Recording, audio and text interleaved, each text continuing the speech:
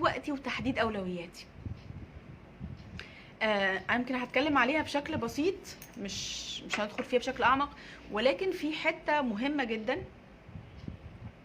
لان لما بتيجي تتكلمي مع حد وتقول لها ظبطي ونفسك، ظبطي علاقاتك، خلي في عندك جوانب للحياه، اعملي كذا اعملي كذا، اول كلمه بتيجي تتقال انا ما عنديش وقت. صح؟ انا ما عنديش وقت. هو اليوم كام ساعه؟ طيب كام مره قلنا نفسي انا ما عنديش وقت؟ اليوم 24 ساعه عند كل الناس. في ناس اليوم بتاعها 4-5 ساعات، وفي ناس اليوم بتاعها 48 ساعه. ايه الفرق بين الاتنين؟ ليه ناس عندها وقتها اليوم بتاعها 24 ساعه، وليه الناس بتاعها وقتها بيبقى 4-5 ساعات بس، وفي ناس بتصفصف على ساعه واحده في اليوم وقتها؟ طب هو ايه اللي بيحصل؟ منتهى البساطه خالص، ان في ناس بتبقى مرتبه لوقتها. في جمله انا اتعلمتها كده من دكتور صلاح الراشد، ان لم تخطط للنجاح فقد خططت للفشل. يعني ايه؟ يعني انتي لو مش مخططه ليومك هيمشي ازاي؟ يومك هيضيع. لو مش مخططه ليومك ازاي يومك هيضيع. انا بس معاكم. طيب يعني ايه ادير وقتي؟ اداره الوقت هي ان انا بحاول ترويض الوقت وافرض سيطرتي عليه، بدل ما الوقت هو اللي يفرض سيطرتي عليه. فهل انا فرض سيطرتي على الوقت بتاعي، ولا هو اللي فارض سيطرتي عليه؟ مين فرض سيطرتنا على التاني؟ طيب في الاغلب معظم الناس اللي ال 24 ساعه بتوعها بيبقوا ناس ان اليوم بتاعها 24 ساعه بيصفصفوا على ساعه واتنين، فهم الوقت هو اللي مسيطر عليهم. واغلب الناس اللي اليوم بتاعها 48 ساعه هم اللي مسيطرين على الوقت. في مقوله كده دايما انا بحبها بتقول ايه؟ الوقت عامل زي الحديد. الوقت كالحديد، بقدر ما تبذله من جهد في ادارته وتنظيمه واستغلاله بقدر ما تزيد قيمته. صح؟ سيخ الحديد بيبقى ليه سعر. الحديد لما بيتدق وبتشتغل عليه بيبقى باب، بيبقى ليه سعر مختلف. الحديد لما بنظبطه ونحطه مثلا في تكييفات في معرفش ايه بيبقى ليه سعر مختلف. فكل ما بنشتغل على الحديد اكتر كل ما بيبدأ يعمل ايه؟ كل ما بيزيد قيمته. الوقت برضو كذلك. طبعا انا مش عايزه اقول لكم احصائيات، لان احصائيات يعني كتير جدا جدا جدا جدا جدا ان قد ايه احنا بنضيع وقتنا، واحصائيات بتقول ان قد ايه ان احنا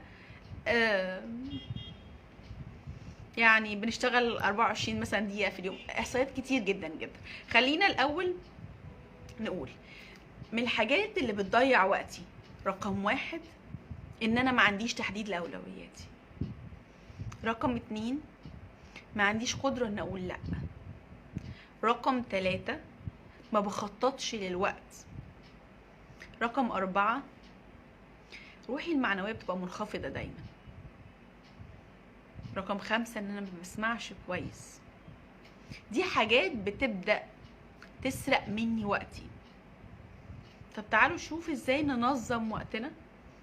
اول حاجة رقم 1 عشان انظم وقتي لازم اقف وقفة حازمة مع نفسي، احدد مهامي واحسب وقتي، ابقى عارف وقتي اللي عندي، ولازم ابقى عندي مهام.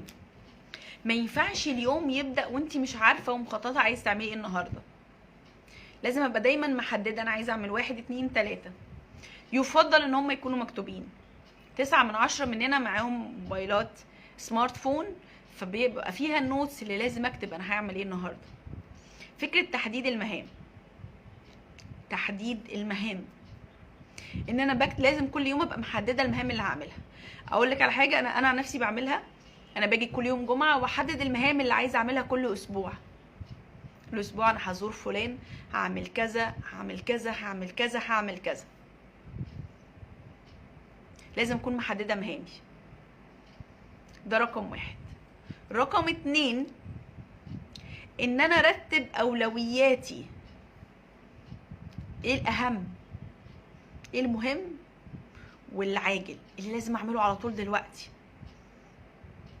حطه. بعد كده ايه المهم ومش عاجل، حط له وقت محدد جنبه.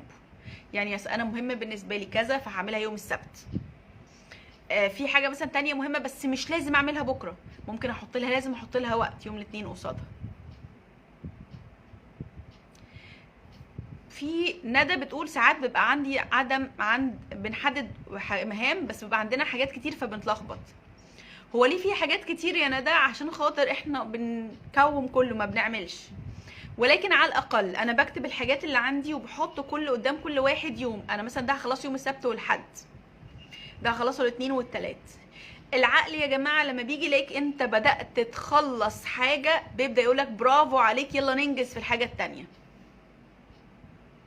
جربوها. فالنهارده لما اكون خلصت 2 من 10 احسن من سايب ال10 مرميين بيزيدوا بكره بحاجه ثالثه. فرقم 1 بحدد اهتماماتي، بحدد الحاجات اللي انا لازم اعملها الاسبوع ده. رقم 2 برتبهم 1 2 3 4. حاجه مهمه جدا كمان بعملها في الوقت، التفويض. ودي مشكله عند الناس اللي عندهم بيرفكشنزم، عندهم كماليه. الناس اللي دايما عايزين الحاجه تتعمل بيرفكت قوي 100% صح. من الحاجات المهمه جدا اللي لازم تتعلمها تفويض المهام.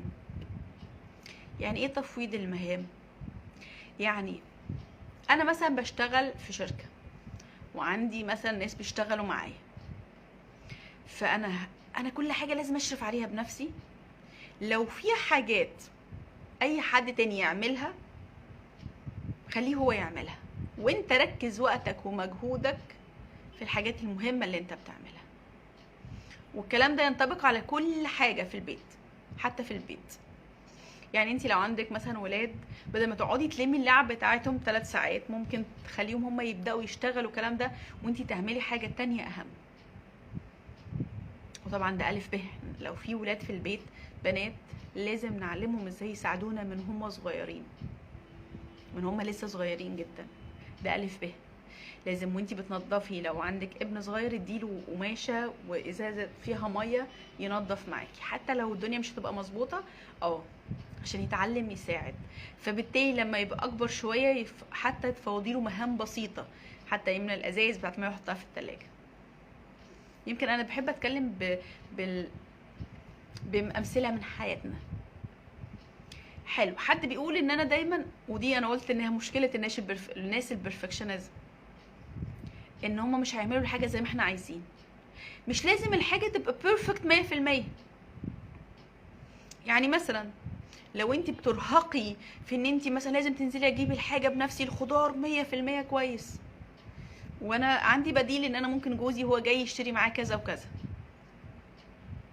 عندي بديل ان انا ممكن اطلب مثلا من حد يجيبها لي، اجيبها. ولو في حاجات بسيطه بلفت نظر ان هي محتاجه مرجعه تبقى اظبط شويه، محتاجين نتقبل نسبه من الخطا. لو انا هبقى ماشي عايزه اعمل كل حاجه في حياتي بيرفكت 100%، هبقى طول حياتي عايش تحت ضغط رهيب. فيبقى رقم 1 بحدد مهامي، 2 بحدد اولوياتي واحط لها تواريخ، رقم 3 بعمل تفويض. في التفويض في حاجات انت بس اللي ينفع تعملها، وفي حاجات اي حد تاني ممكن يعملها.